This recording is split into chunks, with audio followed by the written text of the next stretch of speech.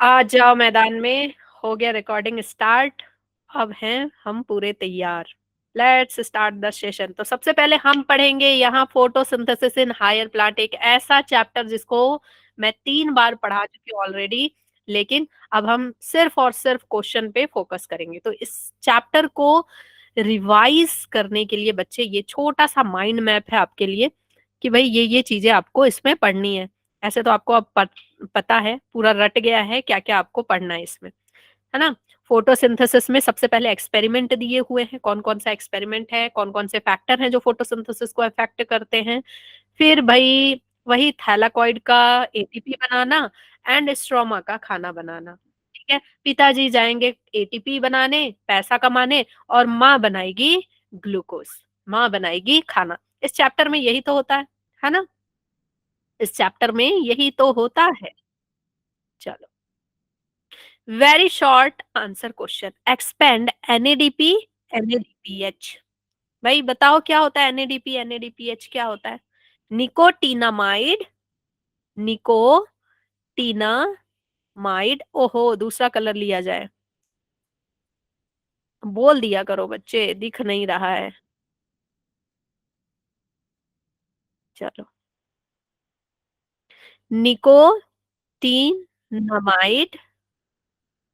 हाँ, फिर आगे क्या है भाई। Nicotinamide, adenine, adenine di nucleotide phosphate. ठीक है, अब ध्यान से सुनिए आप एक बात, ध्यान से सुनिए। एनएडीपी का ये फुल फॉर्म है। अगर मैं इसमें हाइड्रोजन ऐड कर दूं, ये पूरे फुल फॉर्म में हाइड्रोजन ऐड कर दूं, तो वो क्या हो जाएगा NaDPH। NaDPH is reduced form, reduced form of NaDP, NaDP, ये इसका रिड्यूस फॉर्म है। अगर इसके पूरे फुल फॉर्म में मैं सिर्फ हाइड्रोजन ऐड कर दूं यहाँ पे, प्लस हाइड्रोजन कर दूं, तो ये क्या हो जाएगा बच्चे, ये क्या हो जाएगा आपका NaDPH बन जाएगा। ठीक है, ओके। अब मुझे ये बताइए कि NaDPH कहाँ था, कहाँ हम इसको पढ़ते हैं NaDPH को। NaDPH को कहाँ पढ़ते हैं, फोटोसिंथेसिस या रेस्पिरेशन। जल्दी बताओ, एक अच्छा सा ट्रिक है बच्चे कि NaDPH को हम पढ़ते हैं, यस मैंने बताया था ना, पी जहां लिखा है वहां वो कहाँ यूज होता है बच्चे, फोटोसिंथेसिस में ये निकलता है। और एच NaDH कहाँ निकलता है, रेस्पिरेशन में। ये आपको याद रखना है, ऐसा नहीं करना है कि रेस्पिरेशन में आप NaDPH निकाल रहे हैं। जब भी आप कोई साइकिल बना रहे हैं वहां रेस्पिरेशन में आप NaDPH नहीं निकालेंगे, NaDPH बनेगा फोटोसिंथेसिस में। ये आपका ट्रिक है, ठीक है, याद रखना, कभी कंफ्यूज नहीं होना है। डायग्राम बनाते वक्त ना बच्चे कंफ्यूज होते हैं, NaDPH होगा या NaDH होगा। Clear. Scientist name of bell jar experiment, भाई किसने घंटी बजाई थी, किसने घंटी बजाई थी, जोसेफ प्रिस्ले ने। प्रिस्ट था, उसने क्या बजाई थी बच्चे, घंटी। क्या नाम था इनका, जोसेफ प्रिस्ले। जोसेफ प्रिस्ले ने घंटी बजाई थी। क्या दो बात बताई थी इन्होंने, इन्होंने बताई थी कि कुछ तो ऐसी चीज है ना, कुछ तो ऐसी चीज है प्लांट से जो रिलीज होती है जिससे हवा क्या होता है, प्यूरिफाई होता है। ओके, चलो C4 पाथवे किसने बताया था, C4 पाथवे किसने बताया था, जल्दी बता दो, जल्दी बता दो, जल्दी। C4 पाथवे किसने बताया था भाई, hatch, hatch and slack, hatch and Slack ने बताया था C4 पाथवे। इसको हम हैच एंड स्लैक भी बोलते हैं, ठीक है। And product of light reaction, light reaction का एंड प्रोडक्ट क्या है बच्चे, लाइट रिएक्शन में कौन काम कर रहा था, पापा। पापा क्या बना रहे थे, पैसा। पापा क्या बना रहे थे, पैसा, एटीपी। और NaDH बना रहे थे या NaDPH बना रहे थे, NaDPH बना रहे थे। अभी देखो काम आया ना, ये काम आया ना, ये ट्रिक, NaDPH बना रहे थे और एटीपी बना रहे थे पापा। ठीक है, क्योंकि हम फोटोसिंथेसिस की बात कर रहे हैं तो NaDPH लगेगा। ठीक है, और डार्क रिएक्शन में मम्मी क्या बना रही थी? डार्क रिएक्शन में मम्मी क्या बना रही थी? डार्क रिएक्शन में, डार्क रिएक्शन में मम्मी बना रही थी ग्लूकोज। डार्क रिएक्शन में इस एटीपी का यूज करके, इस एटीपी एनएडीपीएस का यूज करके मम्मी बना रही थी ग्लूकोज, गुलाब जामुन, है ना। चलो, cell organelle involve in photorespiration. Photorespiration में कौन कौन से सेल ऑर्गेनली यूज होते हैं? तो भाई इसकी ट्रिक भी मैंने बताई थी। क्या बताई थी? चलो, चलो पीएम के साथ फोटो खिंचवाएं, चलो पीएम के साथ फोटो खिंचवाएं, बताया था। ठीक है, बताया था ना। तो चलो से कौन है भाई?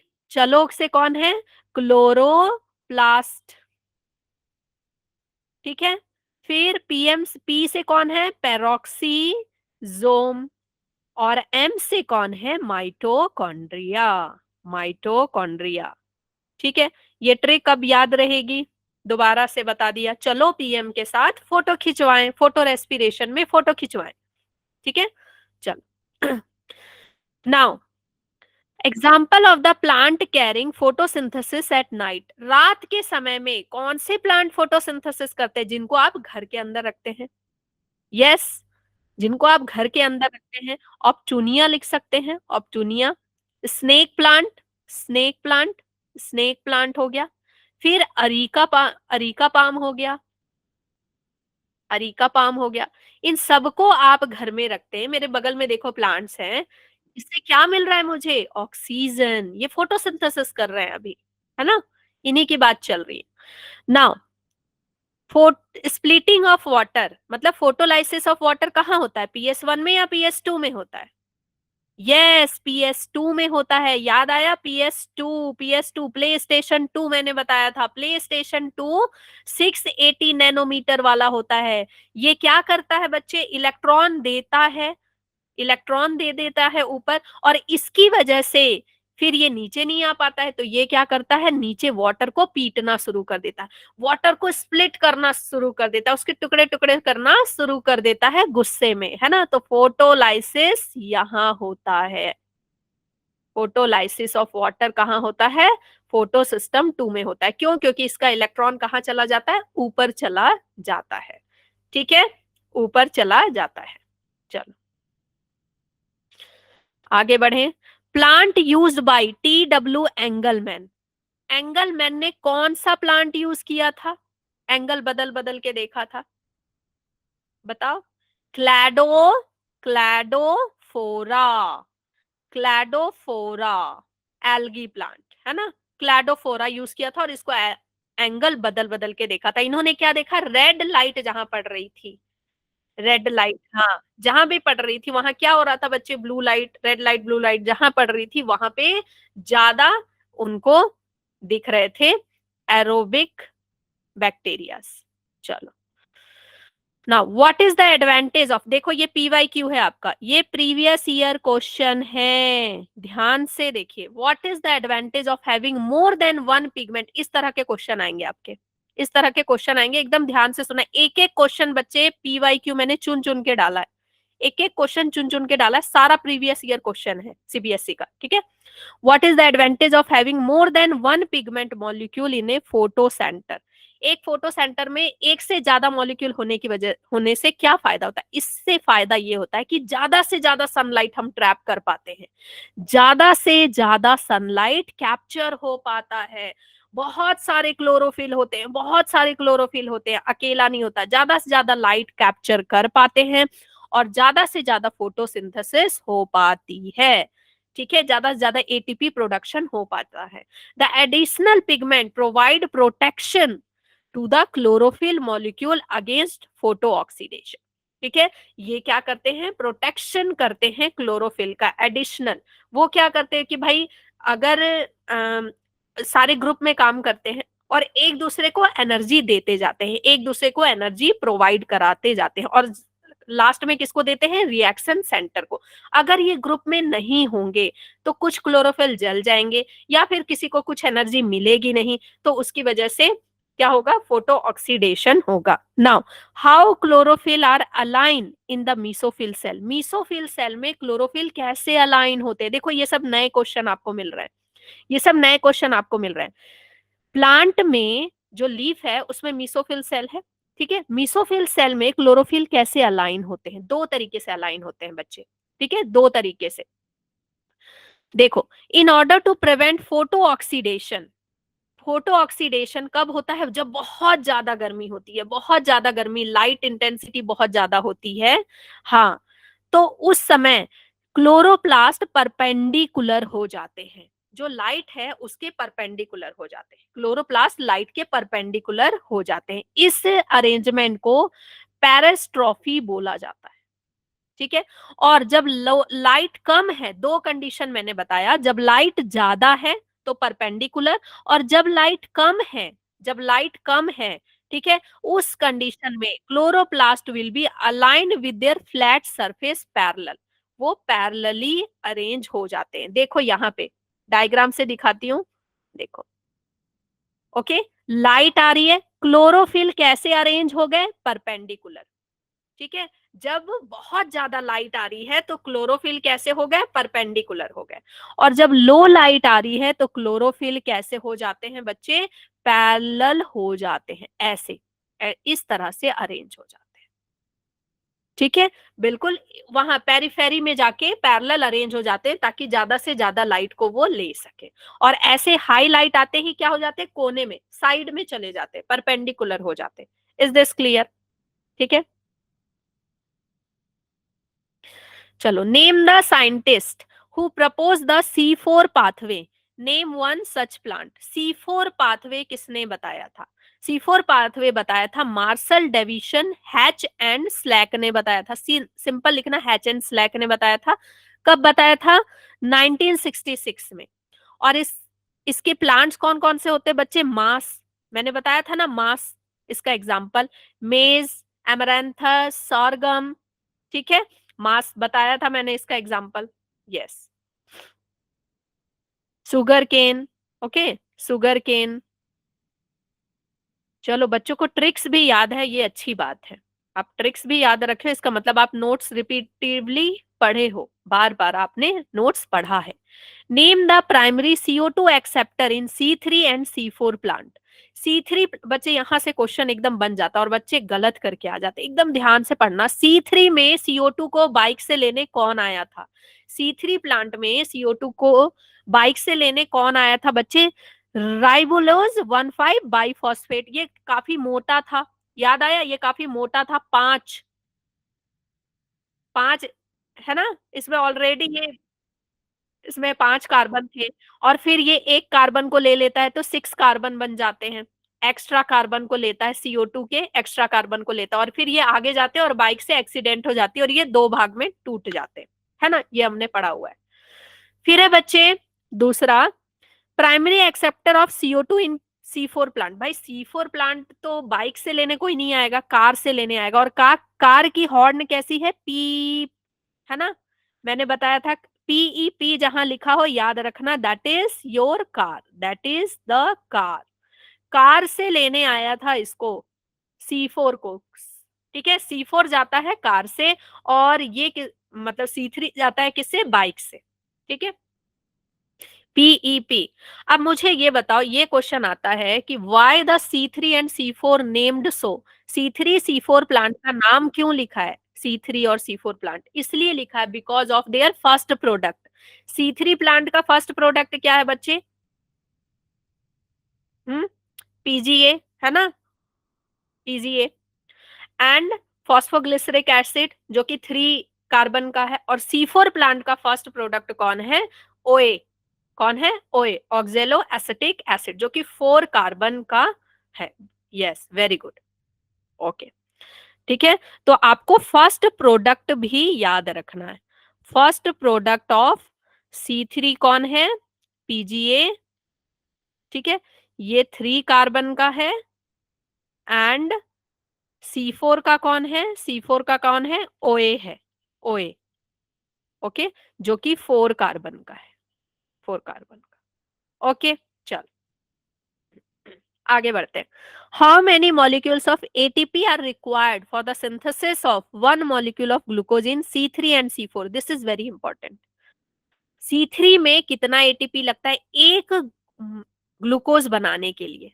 ठीक है, कितने एक ग्लूकोज को बनाने के लिए कितना एटीपी लगता है? C3 में बच्चे 18 मॉलिक्यूल ऑफ एटीपी लगता है। याद है, इसकी ट्रिक मैंने बताई थी आपको। देखो C3 में क्या होता है, 6 CO2 बनाने के लिए हमको 12 NADPH लगता है एंड 18 एटीपी लगता है। ये मैंने बताया था कि ये क्या है, टेबल हो गया आपका। 6 2 जा 12 एंड 6 3 जा 18, है ना। ये किस में होता है, आपका C3 में। एंड C4 में बच्चे 6 CO2 बनाने के लिए 12 NADPH तो लगते हैं, लेकिन यहाँ पे हो जाता है 30 एटीपी। 30 एटीपी लगते हैं। ठीक है, क्यों लगता है? क्योंकि याद है मीसो इसमें 2 फेज में बनता है ना। मीसोफिल में बच्चे एक कार्बन को फिक्स करने के लिए 2 एटीपी लग रहा था।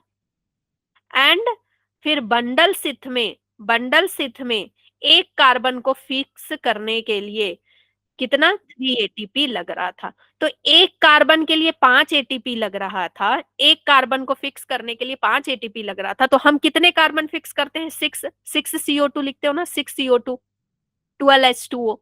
तो 6 कार्बन के लिए हमको कितना लगेगा?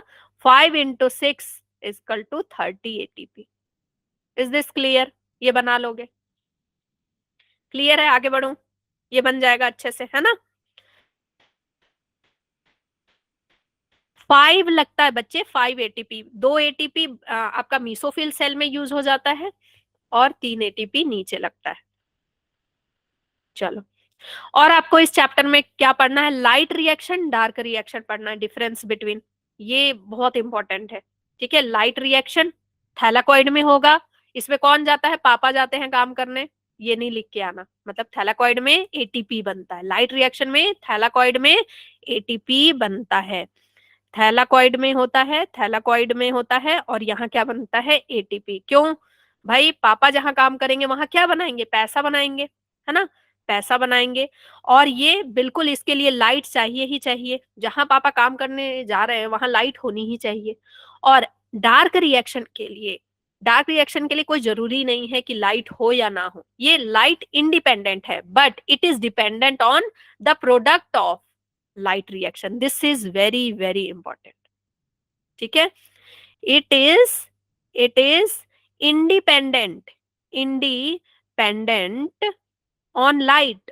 लाइट पे डिपेंडेंट नहीं है। लाइट नहीं भी रहेगी तो मम्मी अंधेरे में गुलाब जामुन बना लेगी, ग्लूकोज बना लेगी। Dependent on dependent on product of dependent on product of light reaction. जो लाइट रिएक्शन में प्रोडक्ट है, मतलब पापा पैसा कमा के लाएंगे तभी मम्मी गुलाब जामुन बनाएगी। पैसा ही नहीं लाएंगे पापा तो फिर मम्मी गुलाब जामुन कैसे बनाएगी, ग्लूकोज कैसे बनाएगी? But dependent on product of light reaction. This line is very important. ठीक है, C3 C4 प्लांट के बारे में जानते हो। C4 प्लांट कैसे एडवांस है बच्चे? ये मैंने नोट्स में लिख के 8 रीजन आपको लिख के दिए थे नोट्स में, पिछला जो मैंने पढ़ाया था।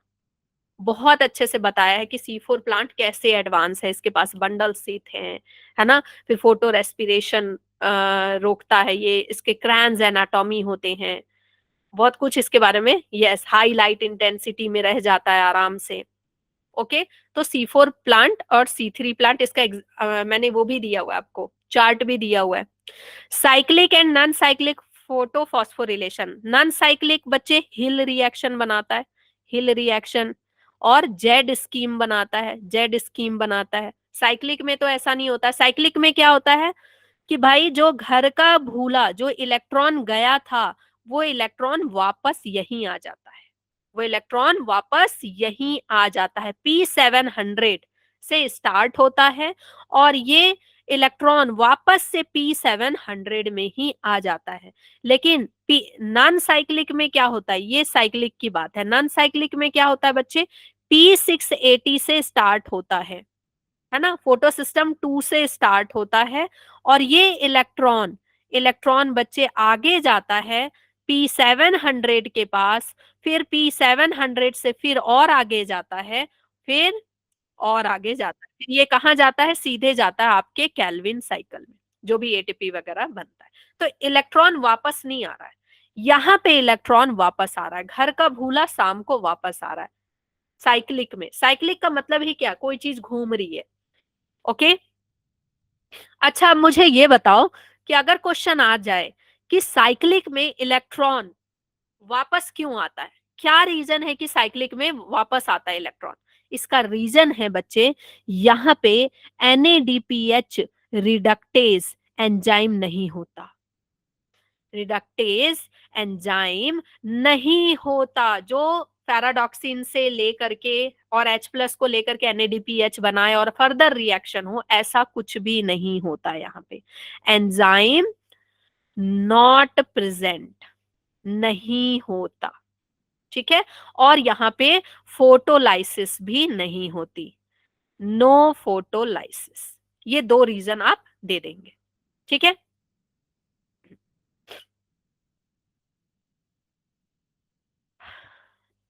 अभी मैं इसकी ट्रिक भी दूंगी, जो ट्रिक बताई थी मैं फिर से, हम उस ट्रिक को भी रिवाइज करेंगे। 5 नंबर के क्वेश्चन में मैंने इसको डाला है, वहां पे देखते हैं, ठीक है।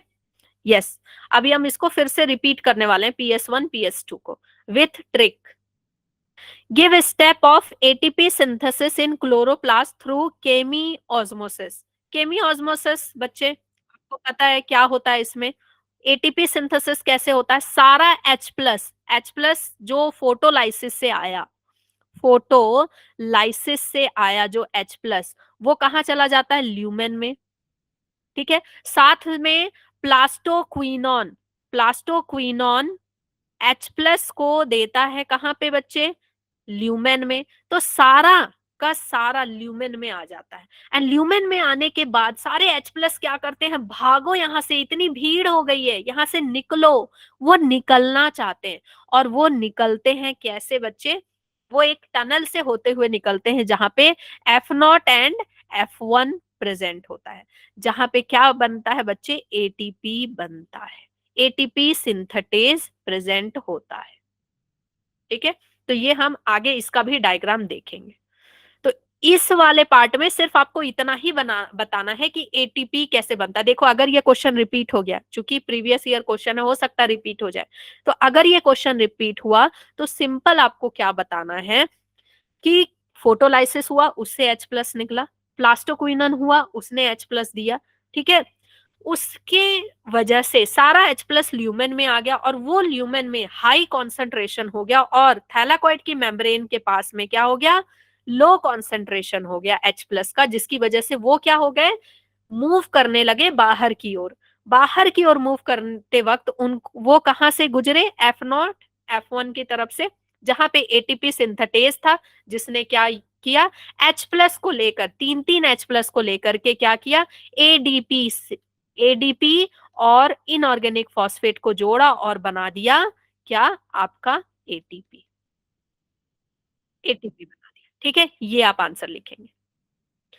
What are the factors that affect photosynthesis? Photosynthesis को कौन कौन से फैक्टर अफेक्ट करते हैं? Light, CO2, temperature and water, ये हम जानते हैं। State law of limiting factor, ये बहुत इंपॉर्टेंट है। क्या था ये लॉ? क्या बोला था? ब्लैकमैन ने प्रपोज किया था ये लॉ। बच्चे ये क्वेश्चन ना 2 बार आया हुआ है, ये आपका PYQ है, ये 2 बार आया है। ये लॉ क्या था? ये लॉ ये था कि भाई, अगर अगर कोई भी प्रोसेस एक से ज्यादा फैक्टर पे डिपेंड करती है, जैसे फोटोसिंथेसिस, फोटोसिंथेसिस लाइट पे भी डिपेंड करती है, CO2 पे भी, टेम्परेचर पे भी, वाटर पे भी, ठीक है। अगर एक से ज्यादा फैक्टर पे डिपेंड करती है तो उसका जो रेट है, ठीक है, इस उसका जो रेट है वो डिपेंड करेगा जो स्लोएस्ट फैक्टर है उसका। मान लो जैसे फोटोसिंथेसिस आप करवा रहे हो, आपने एक प्लांट लेकर के आप एक प्लांट लेकर के आए, ठीक है। आप उसको एनफ CO2 दे रहे हैं, आप टेम्परेचर अच्छे से दे रहे हैं, आप उसको पानी भी अच्छा दे रहे हैं, लेकिन उसको लाइट नहीं मिल रही है, उसको शेडो में रख रखा है, तो क्या फोटोसिंथेसिस होगा? नहीं होगा। क्यों? क्योंकि the rate of photosynthesis is limited by the pace of slowest factor. जो सबसे स्लोएस्ट फैक्टर हो जाएगा वहां पे, जो कि लाइट बहुत कम मिल रही है, अब इस पे डिपेंडेंट हो जाएगा। चाहे आप बाकी चीजें कितनी भर भर के क्यों ना दे दें, लेकिन अगर आपने लाइट नहीं दी अच्छे से तो आपका फोटोसिंथेसिस नहीं होगा। मान लो लाइट आपने बहुत दे दी, कार्बन डाइऑक्साइड, टेम्परेचर सब बहुत दे दिया, लेकिन वाटर ही नहीं डाल रहे हो, तो क्या फोटोसिंथेसिस होगा? नहीं होगा। तो जो चीज कम है उस पे डिपेंड करता है आपका फोटोसिंथेसिस, उस पे डिपेंड करता है आपका reaction. This is known as the law of limiting factor. Is this clear? समझ में आ गया? अब एग्जाम्पल के साथ बताना। अब एग्जाम में आए तो एग्जाम्पल के साथ बताना कि भाई साहब मान लो, लिख देना कि आप लेकर के आए हैं प्लांट, है ना, तो प्लांट में आप पानी नहीं डाल रहे हैं और बाकी सब दे रहे हैं, तो फोटोसिंथेसिस नहीं होगा, क्योंकि पानी वहां पे कम है, लिमिटिंग फैक्टर है। ओके, चलो इससे रिलेटेड अभी मैं क्वेश्चन भी कराऊंगी। हाँ, ये डायग्राम अब आपको याद रखना है।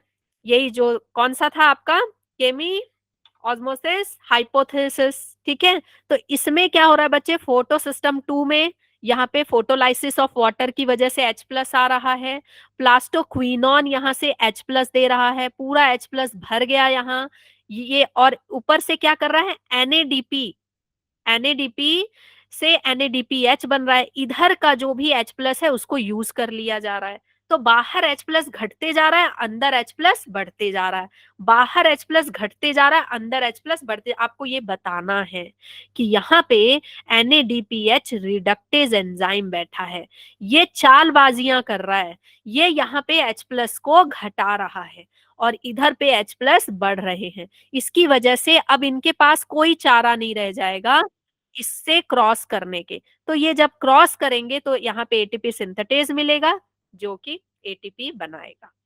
ठीक है, एक एटीपी को बनाने के लिए बच्चे कितना H+ लगेगा? 3 H+ लगेगा टू मेक 1 ATP।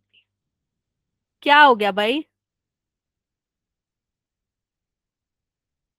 चलो, ये ट्रिक मैं एक बार आपको रिवाइज करा दूं, ये ट्रिक जो मैंने बताई थी रिवाइज करा दूं, करा दूं, बोलो, करा दूं, ट्रिक रिवाइज करा दूं? चलो ठीक है, देखो, ये है non cyclic, non cyclic photophosphorylation.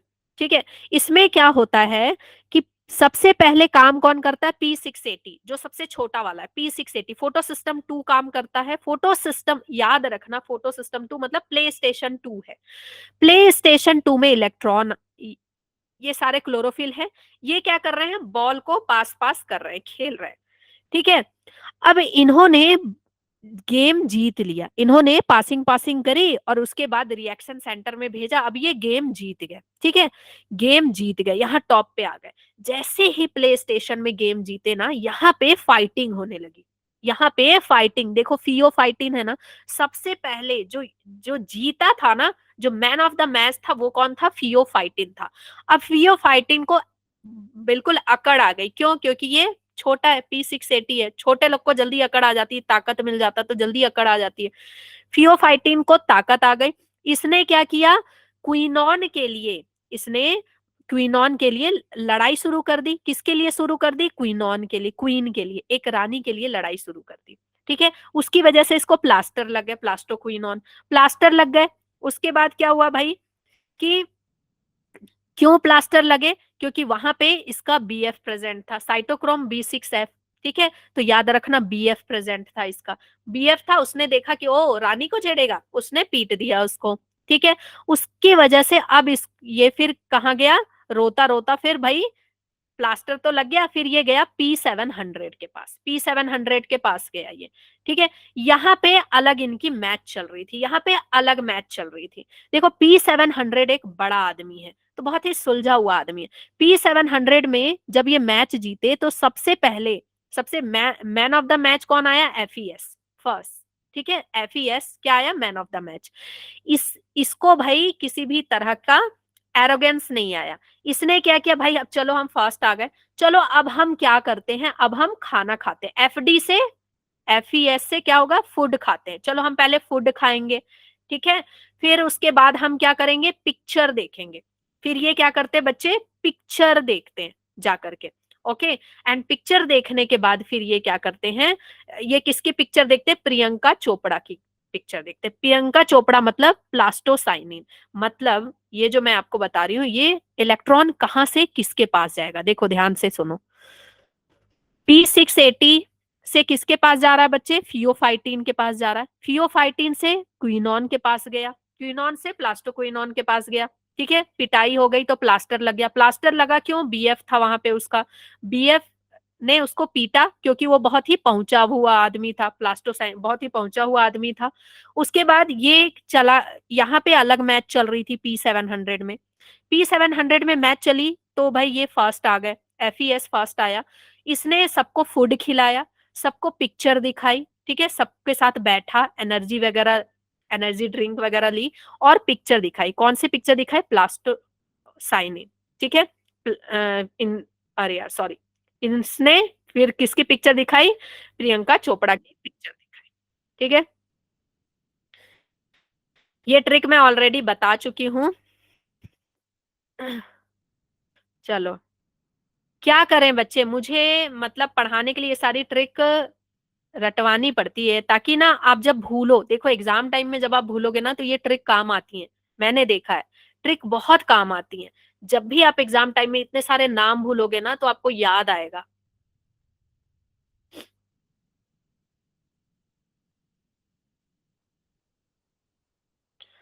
हाँ, बेस्ड ऑन ग्राफ। और एक और बात जो मेरी पिछली जो इसकी नोट्स हैं वो जरूर देख के जाना, क्योंकि उसमें PS1 की भी ट्रिक मैंने बहुत डिटेल में बताई है, PS2 की भी ट्रिक बहुत डिटेल में बताई है, वो सब देख के जाना बच्चे। वो आपको काम आएगा एग्जाम टाइम में, बिल्कुल लिखने में काम आएगा। बेस्ड ऑन ग्राफ, ये PYQ है आपका, this is your PYQ, this is the PYQ। ठीक है। एट विच पॉइंट, ये ग्राफ है, फोटोसिंथेसिस का लिमिटिंग फैक्टर का ग्राफ है। Eight which point A B और C, ABC आपको नहीं दिख रहा होगा, मैं लिख देती हूँ कहाँ पे है। यहाँ A लिखा है, यहाँ B लिखा है, यहाँ C लिखा है, यहाँ D है, यहाँ पे E है। ठीक है। अब ये बताइए, eight which point ABC curve light is a limiting factor, कहाँ पे लाइट लिमिटिंग फैक्टर है। ठीक है, ए में है, यहाँ पे देखो लाइट कम है, आपने प्लांट को छाया में रख रखा है, A is the limiting factor. ठीक है। What could be the limiting factor in region A, region A में लिमिटिंग फैक्टर और क्या है, लाइट है। लाइट है लिमिटिंग फैक्टर, क्योंकि हम लाइट इंटेंसिटी की बात कर रहे हैं, light is the limiting factor. ठीक है। लेकिन आप इसमें आंसर क्या लिखेंगे, इसका आंसर क्या लिखेंगे, हाँ मैं PDF भेजूंगी, इसका आंसर क्या लिखेंगे, light is the limiting factor but temperature और CO2 भी हो सकता है, क्योंकि यहाँ पे टेम्परेचर CO2 के बारे में नहीं बताया है। तो temperature and CO2 could be, यहाँ पे क्या लिखा है, could be, what could B, light तो है ही, लेकिन टेम्परेचर, CO2, फिर water, they also could be the limiting factor. ठीक है। What do C and D represents in the curve, C और D क्या बता रहे हैं, देखो D तो आपका बता रहा है ऑप्टिमम पॉइंट, D क्या बता रहा है बच्चे, ऑप्टिमम पॉइंट बता रहा है। लेकिन C क्या बता रहा है, C बता रहा है कि भाई अब इसके आगे आप कितनी भी लाइट बढ़ा लो, फोटोसिंथेसिस पे असर नहीं होगा। C बता रहा है कांस्टेंट हो गया, अब ये सी बता रहा है कि आप कितनी भी लाइट बढ़ा लो, अब फोटोसिंथेसिस नहीं बढ़ेगा। ठीक है। तो इस तरह के आपके क्वेश्चन आएंगे। A cyclic process is occurring in C3 plant. ठीक है, साइक्लिक प्रोसेस हो रहा है एक C3 प्लांट में, which is light dependent and needs oxygen. This process does not produce energy rather than it consume energy. बताओ C3 plant में ऐसा कौन सा प्रोसेस होता है जिसमें ATP प्रोड्यूस नहीं हो रहा है। C3 प्लांट में उसमें कोई भी एनर्जी प्रोड्यूस नहीं हो रही है, उसमें फोटो रेस्पिरेशन हो जा रहा है। उसमें क्या हो जा रहा है बच्चे, फोटो रेस्पिरेशन हो जा रहा है। ओके, वहां पे इवन एनर्जी ले ली जा रही है, इवन एनर्जी यूज कर ली जा रही है। Is it essential for the survival of the plant? क्या फोटो रेस्पिरेशन जरूरी है? नहीं, उससे तो मर जाता है, उससे तो मर जाता है plant. No, it is not essential. What are the end product of this process? Photorespiration का एंड प्रोडक्ट क्या होता है? हाइड्रोजन पेरोक्साइड बनता है, हाइड्रोजन पेरोक्साइड बनता है। ठीक है। Where does it occur? होता कहाँ है? Chloroplast, peroxisome, mitochondria. जो मैंने बताया, चलो पीएम के साथ फोटो खिंचवाते हैं, चलो पीएम के साथ फोटो खिंचाते हैं, है ना? ये कहाँ हो रहा है? Photorespiration. ये इसकी ट्रिक है।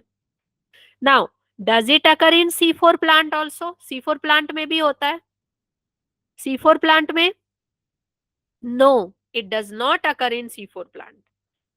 C4 प्लांट में क्या हुआ भाई जेबा? ये उल्टे इसके ये क्यों आ रहे हैं? उल्टे। हाँ, no it does not occur in C4 plant. क्यों नहीं होता है? मान लो क्वेश्चन आ गया क्यों, वाई, क्यों नहीं होता है?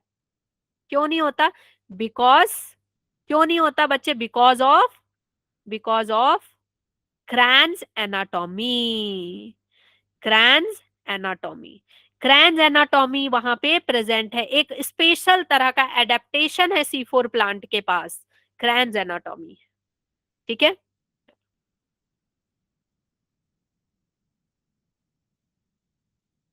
Okay, list the location in the cell where the following reaction takes place. अब फटाफट बताओ, ये तो इजी है ना। सिंथेसिस ऑफ NADP ATP कहाँ होता है बच्चे?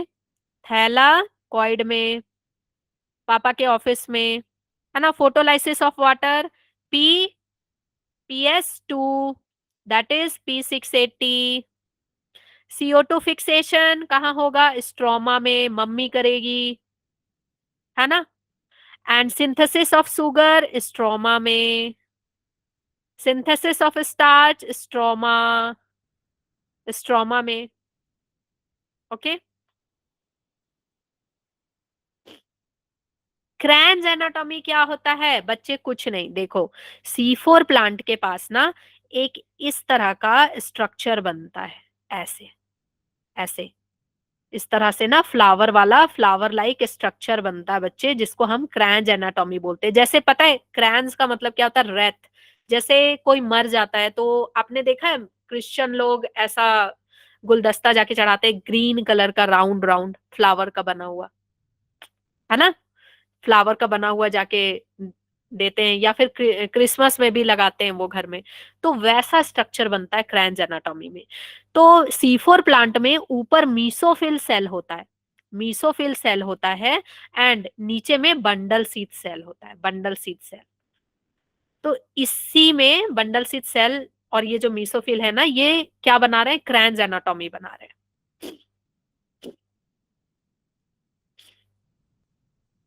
पूरा क्लास कंटिन्यू होगा भाई, फटाफट खत्म करवा रहे हैं। Explain the Calvin cycle. Calvin cycle बच्चे मैंने बहुत अच्छे से बताया हुआ है आपको। CO2 आएगा, CO2 आएगा। ये किसने दिया था कैल्विन साइकिल? मेल्विन कैल्विन ने दिया था। ये पूरा आप बताएंगे कैल्विन साइकिल कहाँ यूज होता है। ठीक है। कैल्विन साइकिल कहाँ यूज होता है, कौन, मतलब आपका डार्क रिएक्शन में यूज होता है कैल्विन साइकिल। ओके। C3 में नहीं होता बंडल सीट, C4 में होता है। मैंने C3 लिखा क्या? C4 ही तो लिखा है। हाँ, C3 में नहीं होता क्रैंज एनाटॉमी। ठीक है। CO2 आया, CO2 को उसका दोस्त लिया, उसका दोस्त कौन है? RUBP। RUBP ने इसको बिठाया, और ये आगे जाकर के क्या हो गए? आगे जाते अनस्टेबल हुए और टूट गए, इनका हो गया एक्सीडेंट, दो टुकड़ों में बट गए। 3 फॉस्फोग्लिसरेट, 3 फॉस्फोग्लिसरेट के दो मॉलिक्यूल बन गए। 3 फॉस्फोग्लिसरेट के दो मॉलिक्यूल, 1 और 2, क्योंकि एक्सीडेंट हुआ, दो पार्ट में बट गए।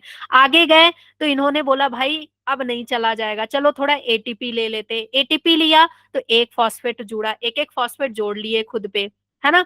तो यहां से आगे बढ़ गए ये। इस तरह से दो ATP यहाँ पे यूज हो गया, क्योंकि एक एक 3 PGA में लग गया फॉस्फेट, दूसरे 3 PGA में भी फॉस्फेट लगा, दूसरे 3 पीजीए में भी फॉस्फेट लगा, तो 2 ATP यहाँ पे यूज हो गया। फिर आगे गए, इन्होंने बोला भाई इससे भी काम नहीं चलेगा, तो NADPH का यूज किया इन्होंने, और आगे जाकर के फिर इन्होंने क्या किया, कार्बन को रिलीज कर दिया। हाँ, अरे भाई मीसोफिल में अभी क्यों लगे हुए, ये पढ़ा नहीं है आप लोगों ने? Mesophyll, cell, bundle sheath, Kranz anatomy, ये सब तो डिटेल में पढ़ा है ना? डिटेल में तो पढ़ा है।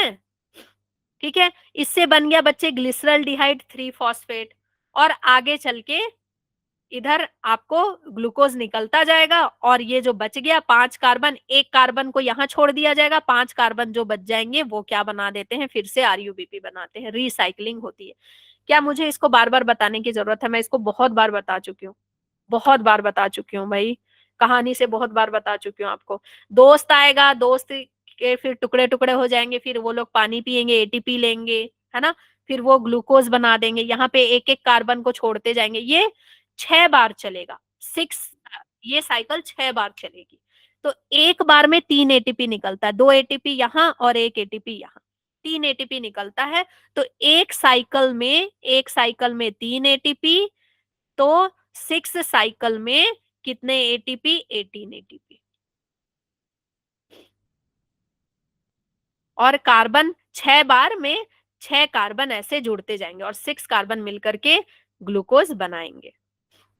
ठीक है, ये कैल्विन साइकिल आपको कैसे लिखना है, इस सब मैंने डिटेल में लिख दिया है। कैल्विन साइकिल कैसे लिखना है, क्या क्या इसको बोला जाता है, light independent reaction, biosynthetic phase, dark reaction, किसी भी नाम से आ सकता है, तो ये सब आपको याद होना चाहिए। ऐसा नहीं कैल्विन साइकिल रट के गए कि अब आ गया आपको बायोसिंथेटिक फेज बताइए, डार्क रिएक्शन बताओ, अब आप छोड़ के आ गए, घर आए तो अब आपको झटका लगा कि ये तो मुझे पता था।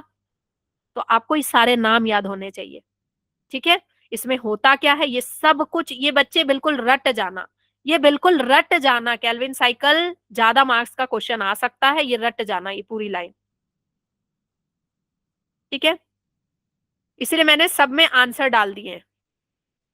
Name the pigment that is responsible for its ability to initiate the process of photosynthesis. कौन सा पिगमेंट बच्चे? Chlorophyll A. क्लोरोफिल ए की वजह से, यही मास्टर पिगमेंट है जिसकी वजह से फोटोसिंथेसिस होता है। ठीक है, फिर है the rate of photosynthesis higher in red and blue region. क्यों भाई? भाई क्यों? क्यों? इसलिए क्योंकि क्लोरोफिल पिगमेंट एब्जॉर्ब करते हैं मैक्सिमम लाइट, कहां पे? रेड और ब्लू वाली, क्योंकि क्लोरोफिल पिगमेंट रेड और ब्लू वाले को ही ज्यादा एब्जॉर्ब करते हैं। 680 700 nm इनको एब्जॉर्ब करते हैं और एक्साइटेड हो जाते हैं, इसके अलावा किसी में भी ज्यादा एक्साइटेड नहीं होते हैं, बस यही रीजन है। ठीक है, इसी वेवलेंथ को लेते हैं और एक्साइटेड हो जाते हैं। 6 टर्न्स ऑफ कैल्विन साइकिल, देखो आपका एक कॉन्सेप्चुअल क्वेश्चन आया। 6 turn of Calvin cycle are required to generate 1 mole of glucose. कैसे? अभी मैंने बताया कि भाई 6 बार टर्न चलती, वो कैल्विन साइकिल 6 बार चलता है, एक बार नहीं। एक बार में तो सिर्फ एक कार्बन को भेजता है, फिर दूसरे बार में दूसरा कार्बन, तीसरी बार में तीसरा कार्बन, ऐसे करके 6 बार में 6 कार्बन मिलते हैं। साइड से हाइड्रोजन मिलता है, ऑक्सीजन जो स्प्लिट हुआ वो मिलता है, और ये सारे मिलकर के क्या बनाते हैं? C6H12O6 बनाते हैं। मैंने आपको हाइड्रोजन कहाँ से आता है, ऑक्सीजन कहाँ से आता है, सब बताया हुआ है। ठीक है, तो ये आंसर आपको याद होना चाहिए, ये भी आपका प्रीवियस ईयर क्वेश्चन है बच्चे, ये भी आपका प्रीवियस ईयर क्वेश्चन है। चलो, अब डायग्राम बेस्ड क्वेश्चन में क्लोरोप्लास्ट का डायग्राम आ सकता है, तो वो आप देख लीजिएगा। जेड स्कीम मैंने पढ़ा दिया है। एटीपी सिंथेसिस, केमी ऑस्मोसिस, ये भी बता दिया। C4 पाथवे का डायग्राम नहीं दिखाया था, तो ये मैं दिखा दे रही हूँ। देखो बच्चे, ये मीसोफिल सेल है, मीसोफिल सेल है, ये आपका बंडल सिथ सेल है। मीसोफिल सेल में पीईपी रहता है, यहाँ पे 2 ATP हम यूज करते हैं, और यहाँ पे 3 ATP हम यूज करते हैं। यहाँ पे कैल्विन साइकिल चलता है, यहाँ पे कैल्विन साइकिल चलता है। तो अगर आपको क्वेश्चन आता है कि C4 पाथवे में कैल्विन साइकिल कहाँ चलता है, तो कहाँ लिखेंगे? बंडल सीथ सेल में। मैंने बताया था ना कि जब मम्मी क्या करती है कि छुपा के रखती है आपको, अगर कोई बदमाश दोस्त रहता है उससे छुपा के रखती है कि नहीं मेरा बेटा नहीं है, अंदर में रखती है, तो वैसे ही यहाँ पे हम CO2 को छुपा के रखे हैं। यहाँ पे हम CO2 को छुपा कर रखे। कहानी याद आई जो बताया था मैंने कि यहाँ पे हम CO2 का भेस बदल के लाते हैं, गाड़ी में बिठाते हैं और CO2 का भेस बदल करके लेके आते हैं और CO2 को यहाँ पे फिक्स करवाते हैं बंडल से अंदर छुपा के। क्यों छुपाया है? क्योंकि यहाँ अगर CO2 को ऐसे ही देख लिया जाएगा तो क्या हो जाएगा? फोटो रेस्पिरेशन हो जाएगा। ठीक है भाई, RUBP क्या करता है? CO2 कम मिलता है तो ऑक्सीजन से ही काम चला देता है, तुम नहीं तो तुम सही। हाँ, ऑक्सीजन से काम चला के फोटो रेस्पिरेशन कर लेता है, तो वो हम नहीं चाहते, तो हम चुपके से लेके आते हैं CO2 को बंडल सीट के अंदर भेस बदल कर। ठीक है, चलो केस बेस्ड क्वेश्चन करते हैं। Vidhi attend the guest lecture on photosynthesis with her biology teacher. Vidhi एक स्टूडेंट है, अपने बायोलॉजी टीचर के साथ एक गेस्ट लेक्चर अटेंड कर रही है फोटोसिंथेसिस पे। जो गेस्ट है बहुत अच्छे से बता रहा है क्लोरोप्लास्ट के बारे में, फोटोसिंथेसिस में उसका क्या प्रोसेस होता है। बहुत सारे बच्चे आए हैं, ठीक है। अब उसमें वो बोल रहे हैं कि अब अपनी क्वेरी बताओ। अब आप लोगों को मैंने क्लोरोप्लास्ट के बारे में बता दिया, अब अपनी अपनी क्वेरी पूछो। तो विधि बड़ी स्मार्ट है, विधि खड़ी हो गई, विधि ने पूछा, ठीक है, she is unable to understand the division of labour in the chloroplast. भाई मुझे ये बताइए कि क्लोरोप्लास्ट में आपने डिवीजन ऑफ लेबर बोला, मुझे समझ नहीं आया, मुझे थोड़ा बता दीजिए। वो बोले wow very good, he appreciate her doubt and explain her about the same. उन्होंने बताया, क्या बताया? What do you understand? सबसे पहले उन्होंने क्वेश्चन किया, what do you understand by the division of labour in chloroplast. पहला क्वेश्चन क्या है? डिवीजन ऑफ लेबर का क्या मतलब भाई? थैलाकॉइड, थैलाकॉइड क्या करता है यहाँ पे? एटीपी करता है, एटीपी NADPH बनाता है, और वहीं पे स्ट्रोमा क्या करती है? खाना बनाती है। तो डिवीजन ऑफ लेबर हो रहा है ना, एक ही कंपोनेंट पे सारा काम नहीं है। थैलाकॉइड क्या कर रहा है? एटीपी बना रहा है, और जो स्ट्रोमा है, माँ जो है, वो खाना बना रही है। ठीक है। How did different pigments are involve in photosynthesis? Different different pigment involve होते हैं ना, chlorophyll A, chlorophyll B, xanthophylls, carotenoids, बहुत सारे पिगमेंट्स मिलकर के फोटोसिंथेसिस कर रहे हैं। ठीक है। Oxygen involve during photosynthesis come from H2 और CO2। बताओ, जो फोटोसिंथेसिस में ऑक्सीजन निकल रहा है, रिलीज हो रहा है, अभी इन प्लांट से जो मैं ऑक्सीजन ले रही हूं, ये कहां से आ रहा है? H2O से। फोटोलाइसिस ऑफ वाटर, है ना, स्प्लिटिंग ऑफ वाटर जब हो रहा है, स्प्लिटिंग ऑफ वाटर, इसका दो फायदा हुआ था बच्चे। एक तो हाइड्रोजन को हम ल्यूमेन में डाल रहे हैं, इलेक्ट्रॉन को दे रहे हैं ऊपर, ऊपर जो आपका पहुंच गया था फियोफाइटिन, उसको दे रहे हैं, और दूसरा ऑक्सीजन रिलीज हो जा रहा है जो हम ले रहे हैं। ठीक है। Photosynthetic pigment are located in which part of chloroplast? किस पार्ट में होते भाई photosynthetic pigment? Thylakoid, thylakoid membrane में। Very good. ठीक है, चलो next question. In the given in the given figure, ठीक है, ब्लैक लाइन जो अपर जो है, ये बता रहा है फोटोसिंथेसिस हो रहा है। जो ब्लैक लाइन है, जो ऊपर वाली जो डार्क लाइन है, ये बता रही है कि फोटोसिंथेसिस हो रहा है, और जो लोअर लाइन है वो बता रही है absorption of spectrum of chlorophyll A. तो अब इससे रिलेटेड क्वेश्चन है बच्चे, क्वेश्चन है, देखो ऐसे क्वेश्चन आए तो डर नहीं जाना, ये केस बेस्ड क्वेश्चन है आपका। What does the action spectrum indicate? Action spectrum क्या बताता है? ये बताता है कि डिफरेंट डिफरेंट लाइट वेव्स पे कैसे फोटोसिंथेसिस होती है।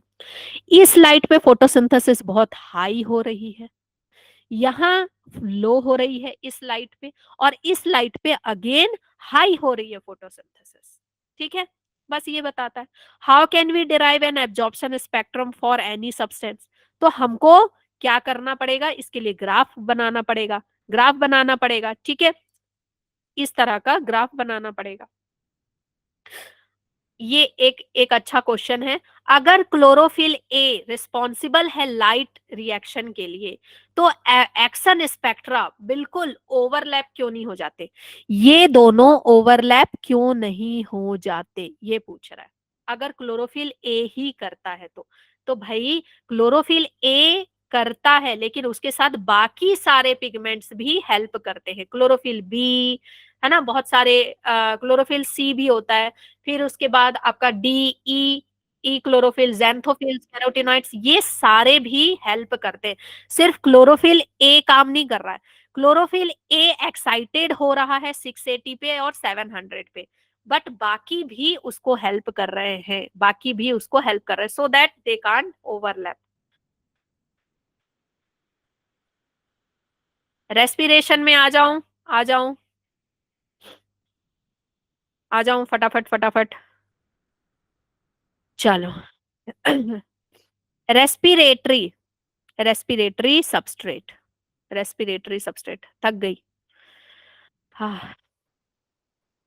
Thank you Deepak, Yogita, thank you भाई, thank you for the ATPs, thank you for the ATPs. Anushka, thank you for the ATPs. वाह क्या बात है, हार्ट भी भेजे जा रहे हैं, थैंक यू। चलो, लेट्स स्टार्ट। अब बहुत सारा एटीपी मिल गया है, अब नेक्स्ट चैप्टर के लिए we are ready. Respiratory substrate, बच्चे हमने पढ़ा है कि अलग अलग रेस्पिरेटरी सबस्ट्रेट अगर हम यूज करते हैं तो अलग अलग अमाउंट ऑफ एनर्जी हमको मिलता है। अगर हम प्रोटीन ले रहे हैं तो अलग अमाउंट ऑफ एनर्जी निकलेगा, फैट खा रहे हैं तो अलग।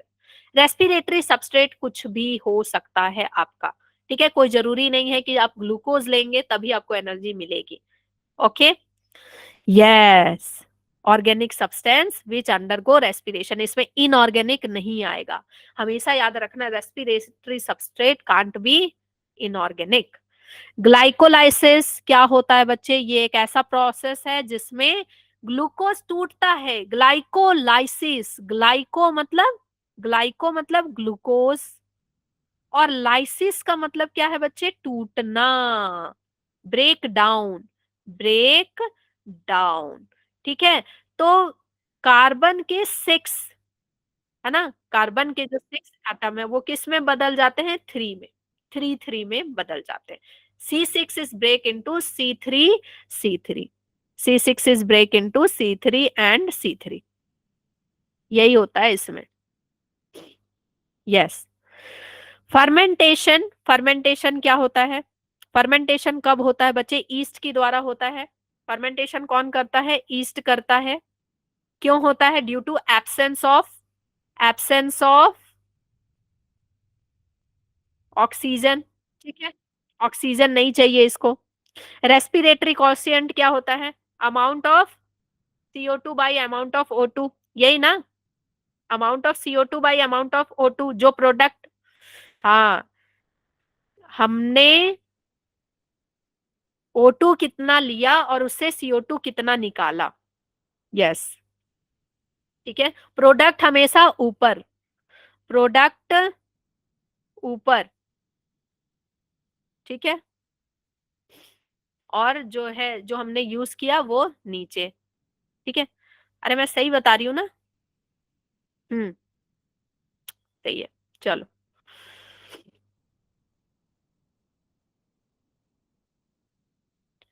चलो भाई फटाफट बताते जाओ। F0 and F1 particle participate in synthesis of, F0 and किसके सिंथेसिस में बच्चे? एटीपी के सिंथेसिस में, सब जानते हैं।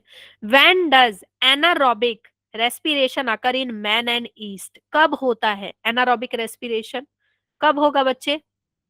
जब लैक ऑफ ऑक्सीजन होगी, lack of oxygen and absence of oxygen. एक को तो बिल्कुल ऑक्सीजन नहीं चाहिए और एक को लैक ऑफ ऑक्सीजन चाहिए, ठीक है। Which of the following will release more energy on oxidation? बताओ सबसे ज्यादा एनर्जी किसमें निकलेगी?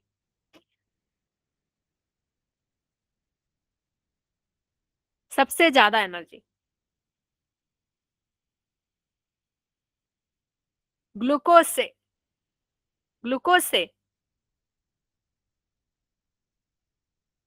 देखो बच्चे, यहाँ पे रेस्पिरेटरी क्वेश्चन का बात नहीं किया है, यहाँ पे रेस्पिरेटरी क्वेश्चन का बात नहीं किया है, यहाँ पे कैलोरीज की बात आएगी, यहाँ पे कैलोरीज की बात आएगी, ठीक है, यहाँ पे कैलोरीज की बात आएगी। तो सबसे ज्यादा कैलोरी, ठीक है, सबसे ज्यादा जब हम फैट ले रहे हैं तो हमको एनर्जी मिल रही है। सबसे ज्यादा फैट जब ऑक्सीडाइज होता है तो हमको सबसे ज्यादा एनर्जी मिलती है, ठीक है, ओके, सबसे ज्यादा हमको तब मिलती है। तो सबसे पहले होगा आपका बी आ जाएगा, ठीक है, बी आ जाएगा। एंड क्यों सबसे कम एनर्जी इससे मिलेगी। देन आपका आएगा, फिर सी आ जाएगा। देन आपका आएगा डी एंड देन आपका आएगा ए। ठीक है, ये सबसे ज्यादा होगा। क्यों, यहाँ कैलोरी की बात हो रही है, फैट से 9 कैलोरी निकलेगा। ठीक है, फैट से 9 कैलोरी निकलती है सबसे ज्यादा, और इन सब में से किसी में 4 निकलती, किसी में 2 निकलती, ऐसे। तो इस तरह से आपका ये बनेगा। यहाँ कैलोरी की बात हो रही है, अगर रेस्पिरेटरी क्वेश्चन की बात होगी तो आप उसको वैसे बनाएंगे।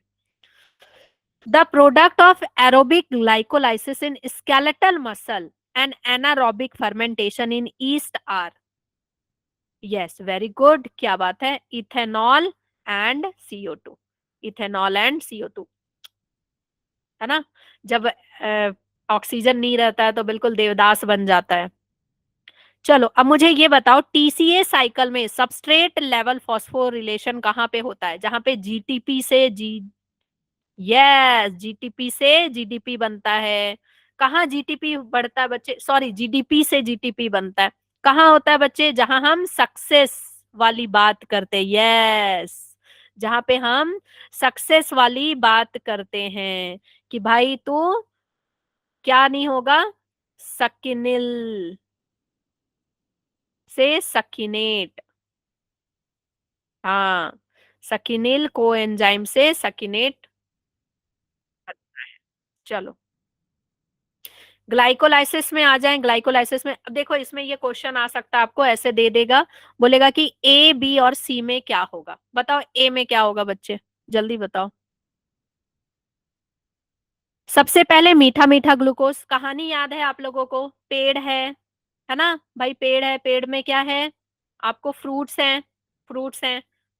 ओके, 6 फ्रूट्स हैं, 6 फ्रूट्स हैं। तो फिर भी आपको ये तो पता है ना, नंबर 1 A B C में क्या होता है। तो सबसे पहले ग्लूकोज है, ग्लूकोज से ग्लूकोज 6 फॉस्फेट बनता है, फिर फ्रक्टोज 6 फॉस्फेट बनता है, फिर फ्रक्टोज 1,6 बाई फॉस्फेट बनता है, 1,6 बिस फॉस्फेट बनता है। फिर यहाँ पे पगाल बनता है, फॉस्फोग्लिसरल्डिहाइड बनता है। कहानी जिसको याद होगी वो बिल्कुल एकदम ऐसे याद होगा कि सबसे पहले ग्लूकोज देखा, ग्लूकोज गिर गया, है ना, ग्लूकोज जो है मीठा मीठा, फ्रक्टोज है वो गिर जाता है, उसको लेके पागल भाग जाता है, दैट इज पगाल।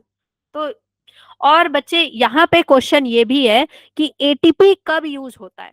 तो याद रखना कि जब तक इसके 2 ब्रांचेस नहीं बढ़ते हैं, जब तक ग्लाइकोलाइसिस में 2 ब्रांचेस नहीं बढ़ते हैं, तब तक एटीपी हम यूज करते हैं, तब तक एटीपी यूज होता है। 2 जगह एटीपी यूज होता है, 2 एटीपी हम यूज करते हैं ऊपर। और जैसे ही ब्रांचेस बन जाते हैं, अब भाई हमारे कमाने का समय आ गया। शुरू में हमें किसी भी बिजनेस में पैसा लगाना पड़ता है, तो जब तक हमारी 2 ब्रांचेस नहीं बनी थी तब तक हम पैसा लगा रहे थे, ब्रांचेस बन गई उसके बाद तो पैसा पैसा पैसा आने लगा। यहाँ पे एटीपी गेन करते हैं, एटीपी गेन करते हैं नीचे। जैसे ही 2 भाग बट गया, एटीपी गेन शुरू हो गया। आहा, बड़ा अच्छा क्वेश्चन है, बताओ ए क्या होगा, ए क्या होगा, ए क्या होगा, यस, एटीपी हो जाएगा, ए इज एटीपी। ये क्या होगा, इनऑर्गेनिक फॉस्फेट, है ना।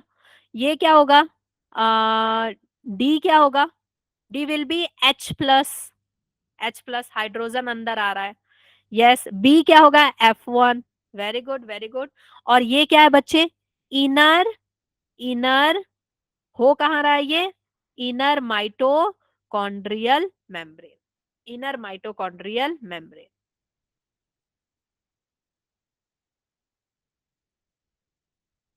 ठीक है, ये तो आप कर लोगे, ग्लाइकोलाइसिस, फर्मेंटेशन, ये सब आप कर लोगे ना, ये तो मैं करा चुकी हूँ। अच्छा, कोई बात नहीं, मैं वीडियो भेज दूंगी।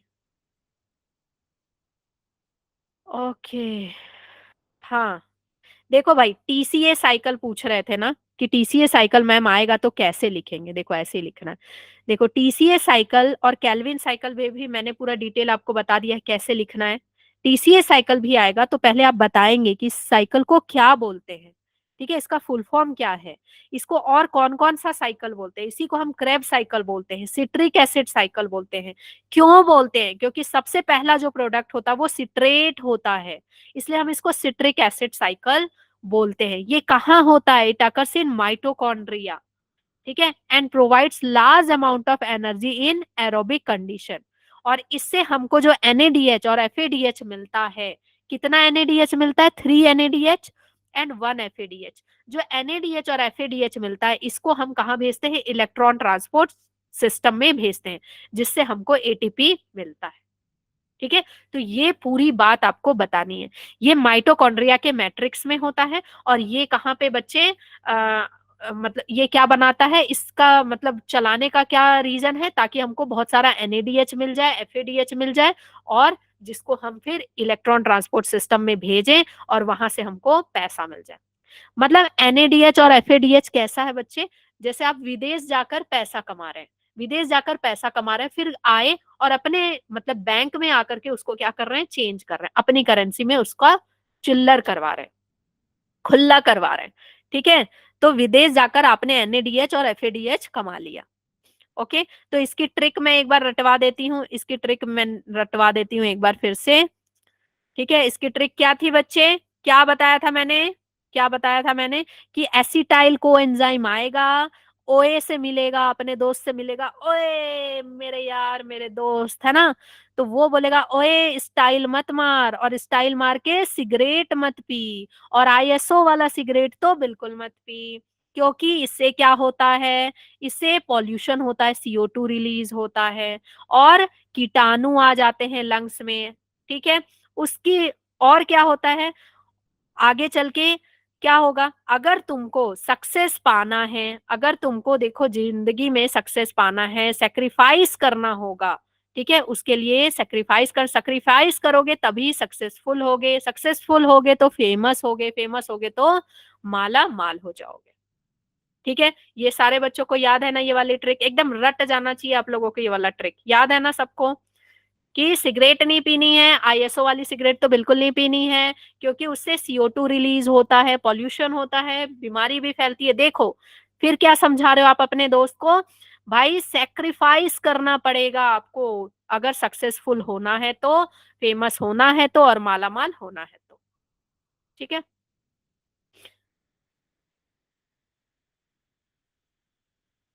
ओके, अब ये TCA साइकिल तो अब आप कर लोगे। नाउ ग्लाइकोलाइसिस क्या होता है, ये आप बता दोगे, कहाँ होता है ग्लाइकोलाइसिस, कहाँ होता है बच्चे, कहाँ होता है, जल्दी बताओ,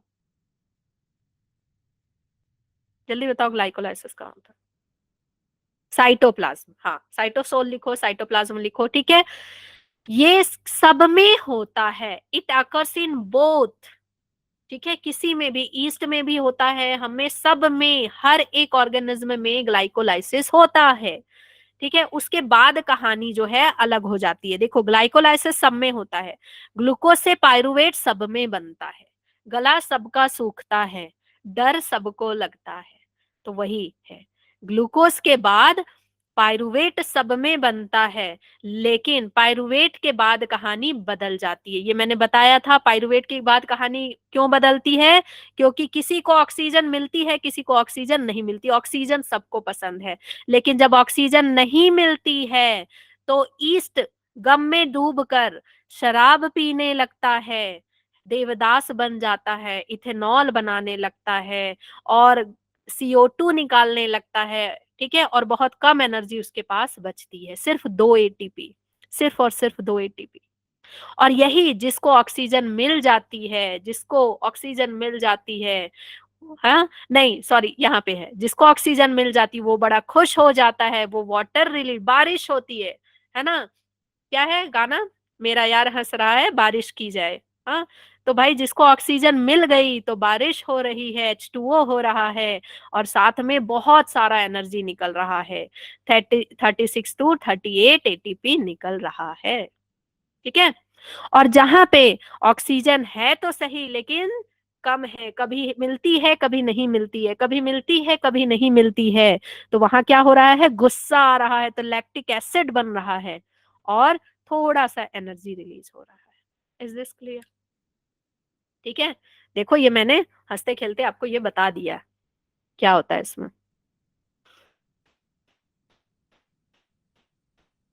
अच्छा बताओ, कभी आपको ये क्लास 10 में था ना, ये वाला क्लास 10 में था ना आपके, ये वाला चार्ट आपको याद नहीं होता होगा। कभी आपको इतने मजे में किसी ने बताया कि ये चार्ट इतना मजेदार है, इतना मजेदार है ये चार्ट, कभी नहीं, है ना। अगर किसी ने मजेदार तरीके से बताया होता ना तो आपको मजा ही आ जाता।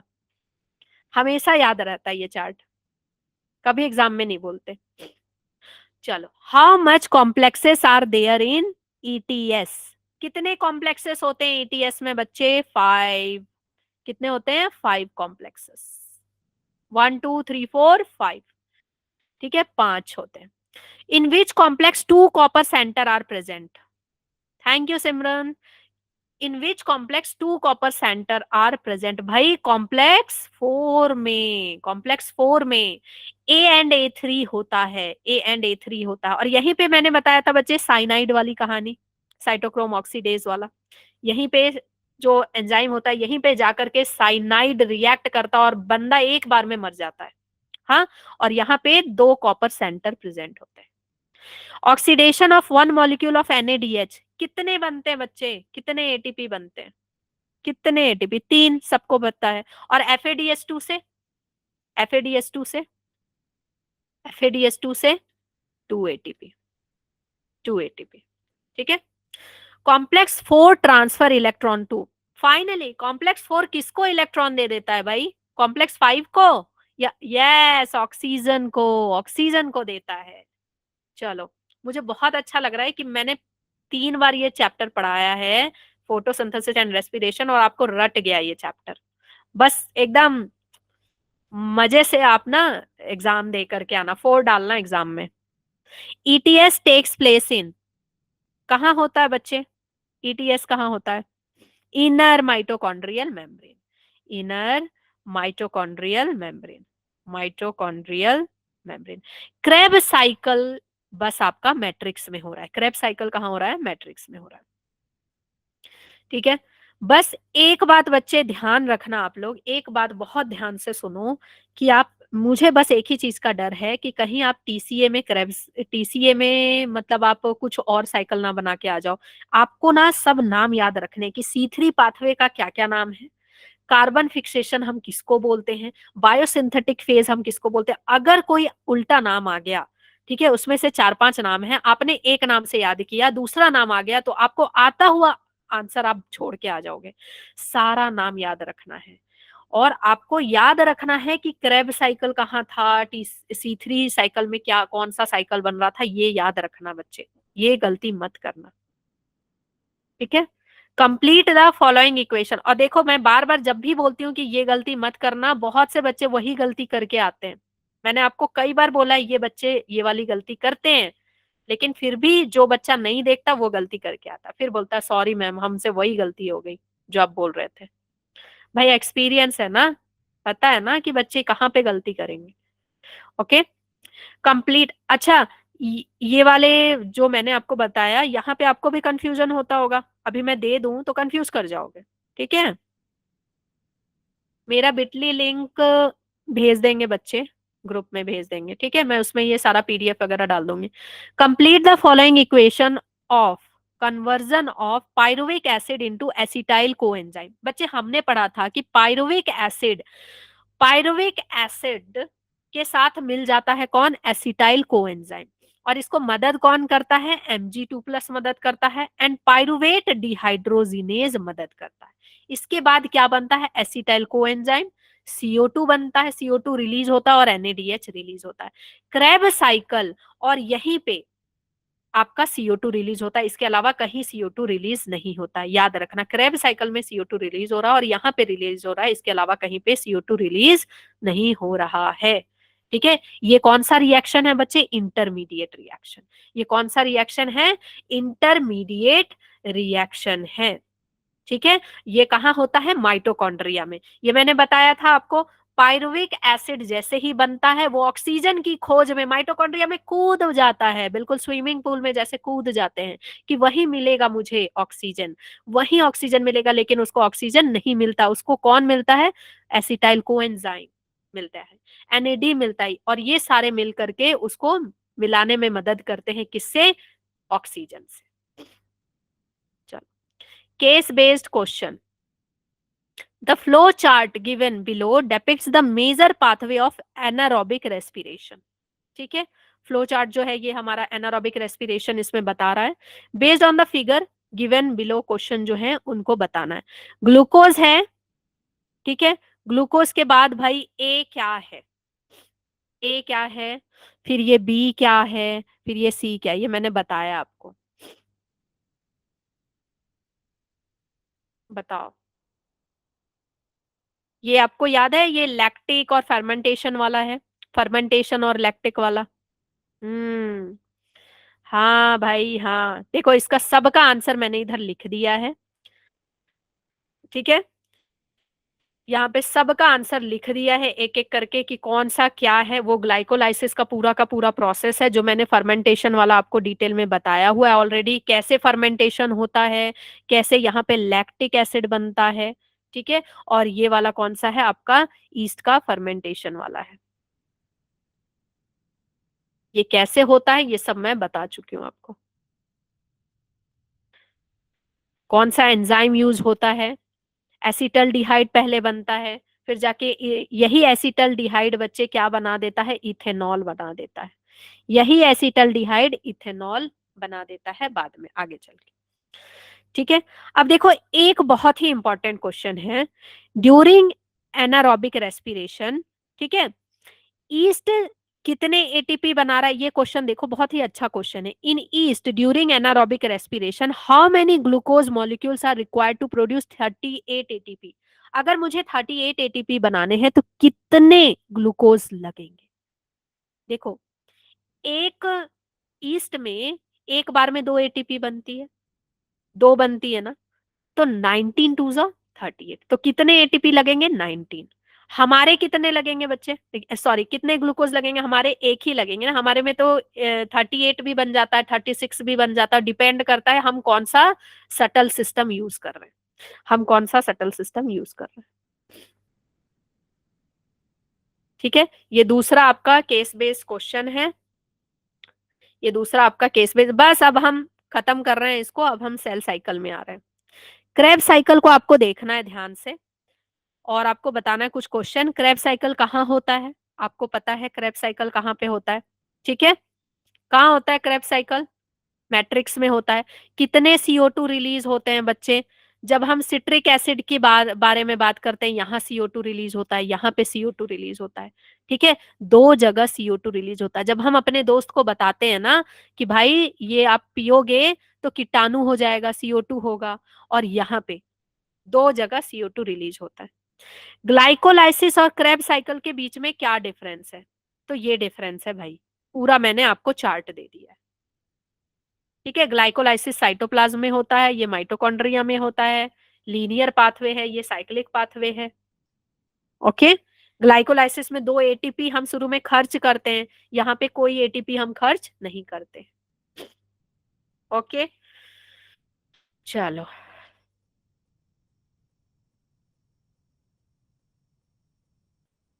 अब हम आ जाते हैं सेल साइकिल में।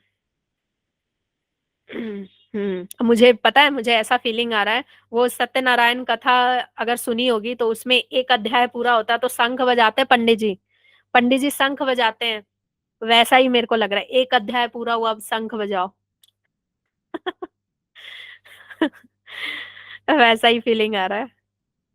कोई है शंख बजाने वाला? शंख बजाओ भाई, विजयी भव। Okay, very short question, name the site. देखो, इस चैप्टर को पढ़ाने से पहले, क्वेश्चन में आने से पहले मैं थोड़ा ना आप लोगों को बता दूं कि इस चैप्टर में पढ़ना कैसे भाई, कैसे पढ़ना आप। सबसे पहले तो आपको माइटोसिस एंड मियोसिस की डिफरेंस आनी चाहिए, ठीक है। माइटोसिस एंड मियोसिस का डिफरेंस आना चाहिए। डिफरेंस बिटवीन तो आना ही चाहिए बिल्कुल, ठीक है। माइट मेटाफेज, मेटाफेज ऑफ, ये बड़ा पतला चल रहा है यार, हाँ, metaphase of mitosis and meiosis, इनका डिफरेंस होना चाहिए कि इन दोनों में, मेटाफेज में सारे इक्वेटोरियल प्लेन में आते हैं, लेकिन डिफरेंस क्या है, लेकिन डिफरेंस क्या है, अगर आपको ये डिफरेंस पता है इसका मतलब कि आपका कॉन्सेप्ट क्लियर है, ठीक है। फिर आपको फेजेस पता होने चाहिए, फेजेस पता होने चाहिए। फेजेस क्या है भाई, फेजेस कौन से हैं, फेजेस कौन से हैं, P on mat, P mat, सब में पी मैट है, ठीक है। प्रोफेज, मेटाफेज, एनाफेज, टेलोफेज, मैं बताऊंगी अभी दोनों में डिफरेंस क्या है, दोनों में डिफरेंस क्या है, ठीक है। पी मैट है, ये दोनों में होता है, लेकिन मियोसिस में एक खास बात होती है, मियोसिस के फेज में खास बात होती है कि जो इसका प्रोफेज है वो अगेन किसमें बदल जाता है बच्चे, किसमें, ले जाएगी पैकेट डी, डी, देखो कैसे ट्रिक काम करते हैं, leptotene, zygotene, pachytene, diplotene and diakinesis, इन 5 में बदल जाता है, उसके बाद फिर पीमैट होता है, एंड देन, ये तो 1 वाले हो गए, फिर अगेन पीमैट 2 होता है, ये आपको पता होना चाहिए, ओके। एंड फिर आपको सिग्निफिकेंस पता होना चाहिए, significance of mitosis and meiosis, mitosis and meiosis, ठीक है। अब देखो पी मैट में तो हर जगह एक ही बात हो रही है, वही लव स्टोरी, वही कहानी।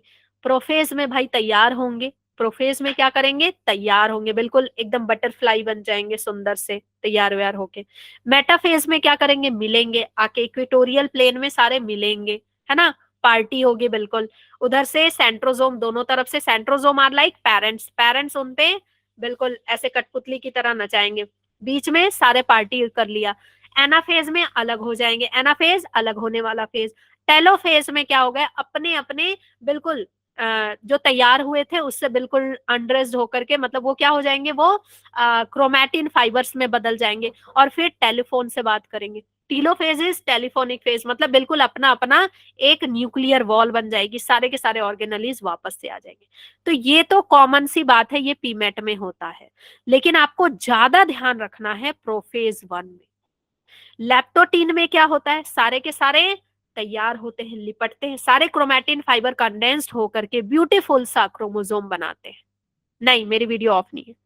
उसके बाद जाइगोटीन में सारे आते हैं और होमोलोगस क्रोमोसोम आकर के मिलते हैं। पैकिटीन में एक दूसरे के साथ लेन देन करते हैं, है ना, एक दूसरे के साथ क्या हो रहा है, क्रॉसिंग ओवर हो रहा है, एक दूसरे का जेनेटिक मटेरियल, एक दूसरे का जीन्स एक्सचेंज कर रहे हैं, क्रॉसिंग ओवर हो रहा है। डिप्लोटीन में अब इनमें थोड़ी गलत फहमी आ जाएगी, डिप्लोटीन में क्या आ जाती है, गलत फहमी आ जाती है ना डिप्लोटीन में, कि भाई तूने मुझे कम नोट्स दिए, तुमने मुझे कम नोट्स दिए। डिप्लोटीन में आ गया इनका काइजमाटा, एंड देन फिर डाइकेनेसिस में दूर, डाइकेनेसिस में दूर, ओके, यही है। तो भाई अगर आप ये कहानी याद रखते हो जो मैंने आपको बताई है, तो आपके लिए ये ज्यादा इजी हो जाएगा। लेप्टोटीन में लिपट लिपट के क्या बनाते हैं, क्रोमोसोम। जाइगोटीन में साइनेप्सिस करते हैं, पास आते हैं, पास आते हैं और एक पेयर बनाते हैं, और साइनेप्टोनिमल कॉम्प्लेक्स बनता है। क्यों पास आते हैं, क्यों भाई, दोनों का इंटरेस्ट सेम है, तुमको भी हरा रंग पसंद है, मुझे भी हरा रंग पसंद, तुम्हें, तुमको भी फिल्में पसंद है, मुझे भी फिल्में पसंद है, तुमको भी बायोलॉजी पसंद है, मुझे भी बायोलॉजी पसंद है, तो साइनेप्टोनिमल कॉम्प्लेक्स बन रहा है। पैकिटीन में दोनों ने क्या किया, क्रॉसिंग ओवर किया, तुम मेरे नोट्स ले लो, मैं तुम्हारे नोट्स, है ना, तुम मेरा लंच खा लो, मैं तुम्हारे लंच। डिप्लोटीन में क्या हुआ भाई, अलग होना शुरू हो गए। क्यों, अब तो काम खत्म, दुनिया ऐसी है ना, काम खत्म, काम खत्म, अब बीच का इंटरेस्ट खत्म, कि भाई अब तो कॉलेज अलग होने वाला है, अब तुमसे नोट्स भी नहीं चाहिए, अब तुमसे क्या मतलब, हम तो नोट्स के लिए तुमसे जुड़े थे। बिल्कुल अलग हो गया, डाइकेनेसिस में बिल्कुल अलग हो गया, अलग हो गया बिल्कुल, है ना, ठीक है। फिर अलग होने से पहले इन लोगों ने पार्टी की, मेटाफेज में मिला, ब्रेकअप पार्टी, एनाफेज में अलग हो गए, टेलोफेज में बिल्कुल अलग हो गए। हम्म क्लियर? क्लियर? हाँ, चलो। अब इसके क्वेश्चन ले लिए जाएं। अब इसके क्वेश्चन ले लिए जाएं। भाई मैं जब भी ये वाला चैप्टर पढ़ाती हूँ और जब भी मैं ये कहानियां बताना शुरू करती हूँ, बच्चे एकदम सीरियस हो जाते हैं। बच्चे बिल्कुल सीरियस हो जाते हैं। अभी तो मैं ज्यादा डिटेल में गई नहीं हूँ। चलो। हाँ, आ जाओ। ख्यालों से बाहर आ जाओ। Name the site at which, name the site at which crossing over occur. कहाँ होता है बच्चे? कौन सी जगह पे होता है क्रॉसिंग ओवर? पैकिटीन, पैकिटीन कहाँ हो रहा है? पैकिटीन में। हाँ, pachytene. Okay. Name the stage between two meiotic division, दो मियोटिक डिवीजन के बीच में। हाँ, दो मियोटिक के बीच में कौन सा होता है भाई? Interkinesis, very good. Interval, interkinesis. जहां पे हम क्रोमोसोम्स को थोड़ा मौका देते हैं कि भाई फिर से अब रैप हो, फिर से, है ना, बार बार लगातार तो काम नहीं कर सकते ना। Interkinesis, interval. एसर्शन है। देखो, ऐसे तो एसर्शन अभी आएगा नहीं, लेकिन चलो ठीक है। Some cell undergo G nought phase due to inactivation of cell cycle. ठीक है, इनएक्टिवेशन ऑफ सेल साइकिल की वजह से जी नॉट फेज में चले जाते हैं। क्या होगा? सी। आर फॉल्स है क्या? आर क्यों फॉल्स है भाई? रीजन क्यों फॉल्स है? रीजन तो सही है। यही नहीं है? ये भी सही है। बात तो ये भी सही है, ये भी सही है। सही है। सही है भाई। दोनों सही है। सेल जो है वो मेटाबॉलिक एक्टिव रहता है, वो डिपेंड करता है, वो एक्टिव ही रहता है हमेशा। जब आपको जरूरत पड़ेगी ना तो वो आ जाएगा। वो आ जाएगा। नहीं, वो पॉलीफरेट नहीं करता, लेकिन वो एक्टिव रहता है, मेटाबॉलिक एक्टिव रहता है हमेशा। इसलिए उसको सस्पेंडेड फेज बोलते हैं। वो हमेशा वहां रहेगा, एक्टिव रहेगा, लेकिन वो प्रोलिफरेट नहीं करेगा। ठीक है, ए होगा इसका।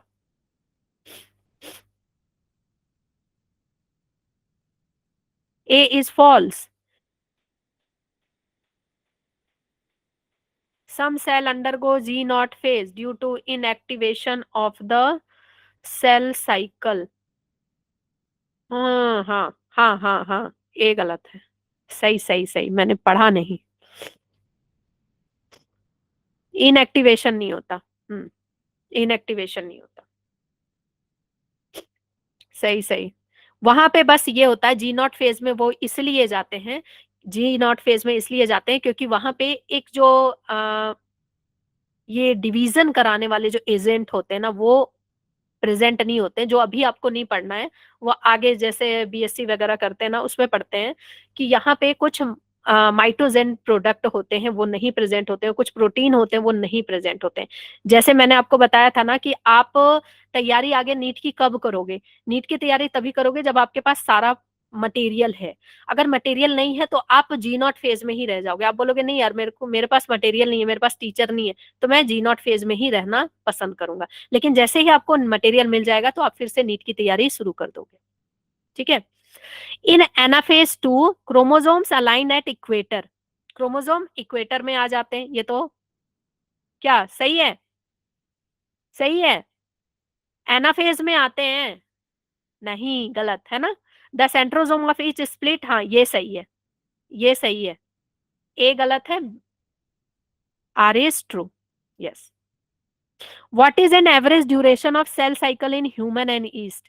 ह्यूमन का बच्चे कितना होता है? 24 आवर्स। 24 आवर्स। ठीक है। जिसमें 23 आवर्स ये इंटर किसमें निकालते हैं? इंटरफेस में निकालते हैं। बाकी का 1 घंटे में फटाफट ये क्या करते हैं? आपका पीमैट करते हैं। हाँ, माइटोसिस करते हैं। ठीक है। पहला जो 23 आवर इंटरफेस में निकालते हैं, जैसे आप मैक्सिमम टाइम अपना पढ़ाई में निकालते हैं, लास्ट के 3 घंटे सिर्फ एग्जाम देते हैं। ईस्ट बच्चे 90 मिनट। जितने देर की आपकी रिवीजन क्लास चल रही है ना, जितने देर की रिवीजन क्लास चल रही है, उतने उतना होता है ईस्ट का 90 मिनट्स। ठीक है, 1.5 घंटा। Name 3 phases of interphase. Interphase हम जानते हैं G1 फेज होता है। G1 फेज में क्या है, तैयारियां हो रही हैं। हाँ, प्रोटीन वगैरह बनेगा तभी तो आगे बनेगा सब कुछ।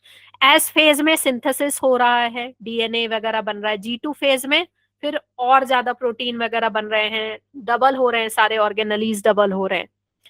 ओके, क्वीसेंट स्टेज क्या होता है? क्वीसेंट स्टेज बोलते हैं quiescent stage of the cell cycle is also known as inactive stage of the cell cycle.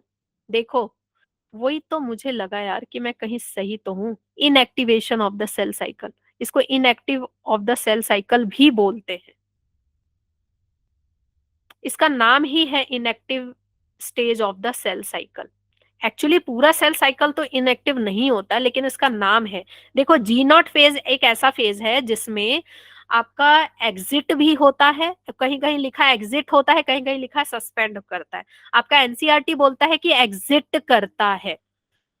हाँ, यस, मेटाबॉलिक इनएक्टिव होता है, मेटाबॉलिक इनएक्टिव। तो G0 को कहीं कहीं पे एग्जिट बताया है, एनसीईआरटी एग्जिट बताती है, लेकिन जो आपका बहुत सारे जो बड़े बड़े इंस्टीट्यूट है वो क्या बोलते हैं, सस्पेंड करता है। क्योंकि एग्जिट होना मतलब हमेशा के लिए चले जाना, और सस्पेंड होना मतलब कुछ देर के लिए वहीं रुके रहना, और जब भी मौका मिलेगा हम वापस अंदर आ जाएंगे।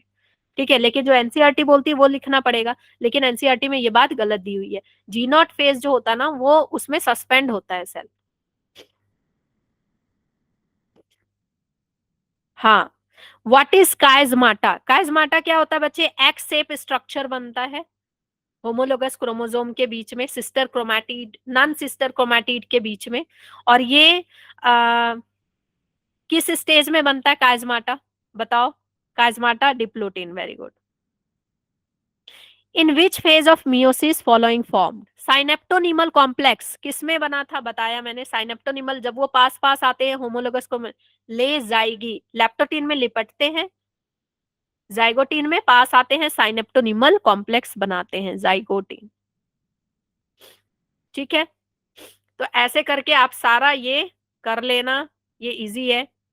इंटरकाइनेसिस कब हो रहा है, डायड कब बन रहा है, ट्रायड कब बन रहा है, ये क्वेश्चन इंपॉर्टेंट है। उसके नीचे वाला, अगर 1024 सेल है किसी टिश्यू में, 1024 सेल है किसी टिश्यू में बच्चे, तो मतलब जो how many cell of cycle of mitosis is required?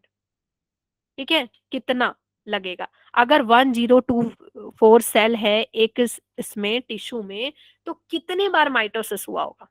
तो देखो, एक माइटोसिस में, वन माइटोसिस में हमारे पास कितना निकल रहा है बच्चे?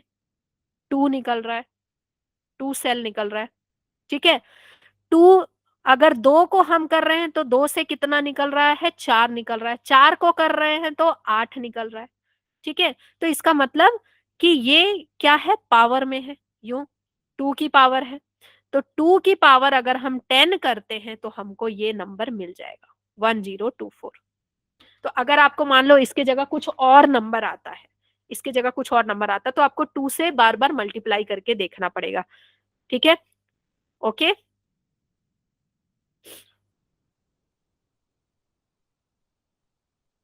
Mention one striking difference between anaphase 1 and anaphase 2। Anaphase 1 और 2 में क्या डिफरेंस है बच्चे? एनाफेज 1 ऐसे ही आपको आ जाएगा मेटाफेज 1 मेटाफेज 2 का। ठीक है, तो एनाफेज 1 और एनाफेज 2 में डिफरेंस ये है कि जो एनाफेज 1 में जो क्रोमोसोम गए हैं, एनाफेज 1 में जो क्रोमोसोम गए हैं वो बिल्कुल ऐसे है, ये क्रोमोसोम है। ठीक है, इसमें होमोलोगस क्रोमोसोम सेपरेट हुए हैं। ठीक है, सिस्टर क्रोमैटिड अटैच ही है।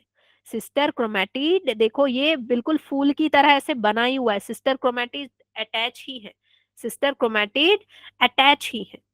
लेकिन यहाँ पे एनाफेज 2 में क्या हो जाता है, ये यूं हो गया, सिस्टर क्रोमैटिड अलग हो गया, सेंट्रोमियर अब क्या हो गया, बिल्कुल टूट गया। ठीक है, अलग हो गया, स्प्लिटिंग ऑफ सेंट्रोमियर हो जाता है एनाफेज 2 में, सेंट्रोमियर टूट गया और ये अलग अलग हो गए बिल्कुल। अब फोटोकॉपी भी नहीं बची, यहाँ पे देखो फोटोकॉपी भी अटैच ले गए हैं 23 और यहाँ पे क्या है, फोटोकॉपी भी नहीं बची, एकदम सिंगल सिंगल। ओके, चलो। अगर मेटाफेज में डिफरेंस आ जाए तो, मेटाफेज में डिफरेंस आ जाए तो कैसे बताओगे? देखो, metaphase, metaphase of meiosis, metaphase of mitosis, इसमें क्या होता है? अगर माइटोसिस का मेटाफेज लो तो यहाँ सेंट्रोजोम है, एक मतलब एक आपका क्रोमोसोम से दो स्पिंडल फाइबर जुड़े रहते हैं, एक क्रोमोसोम से दो स्पिंडल फाइबर जुड़े रहते हैं, और इन दोनों को अलग अलग करते हैं, दोनों सेंट्रोमियर को अलग कर, मतलब सेंट्रोमियर को अलग करते हैं, दोनों सिस्टर क्रोमैटिड को अलग कर देते हैं। ये बीचों बीच मेटाफेजिक प्लेट में होता है। और जो मेटाफेज ऑफ मियोसिस होता है, मेटाफेज ऑफ मियोसिस होता है बच्चे, इसमें क्या होता है? मियोसिस वाले में क्या होगा? यहाँ पे ऐसे होगा, ये बिल्कुल एकदम इक्वेटोरियल प्लेन में बीचों बीच नहीं आएंगे, ये इक्वेटोरियल प्लेन के अगल बगल आएंगे, ये इक्वेटोरियल प्लेन के अगल बगल आएंगे, ऐसे ऊपर नीचे आएंगे। और एक से, एक सेंट्रोमियर से एक ही क्रोमोसोम जुड़ेगा, ऐसे। ठीक है, सॉरी सेंट्रोमियर बोल रही हूँ, सेंट्रोजोम से, एक सेंट्रोजोम से एक ही एक स्पिंडल फाइबर रहेगा। यहाँ देखो दो स्पिंडल फाइबर, ठीक है, दो स्पिंडल फाइबर, स्पिंडल फाइबर, और यहाँ पे एक क्रोमोसोम से एक स्पिंडल फाइबर। समझ गए? ये डिफरेंस होता है। ओके, सेल डिवीजन भाई सिग्निफिकेंस क्या है, यही दिया है। हाँ, ये इंपॉर्टेंट है, ये बता देती हूँ last. Cytokinesis of animal cell, animal cell के साइटोकाइनेसिस में बच्चे फरो बनता है। क्या बनता है? फरो बनता है, ऐसे फरो बनता है। ओके, प्रोटीन की वजह से फरो बनता है, बिल्कुल खींचते हैं, जैसे आप आटे की लोई ले लो और उसको ऐसे खींच दो। या फिर मैंने आपको बताया था कि कोई पर्दा है, पर ये इस तरह से पर्दा आपका ऐसे है, और आपने क्या किया, इसको बीच से ऐसे बांध दिया, तो यहाँ पे जब आप नॉट लगाते हो तो दो पार्ट में ऐसे बढ़ जाता है, फरो। ठीक है, बीच में से खींच दिया तो वो दो पार्ट में बढ़ जाता है। और साइटोकाइनेसिस इन प्लांट में क्या होता है? सेल प्लेट बनता है।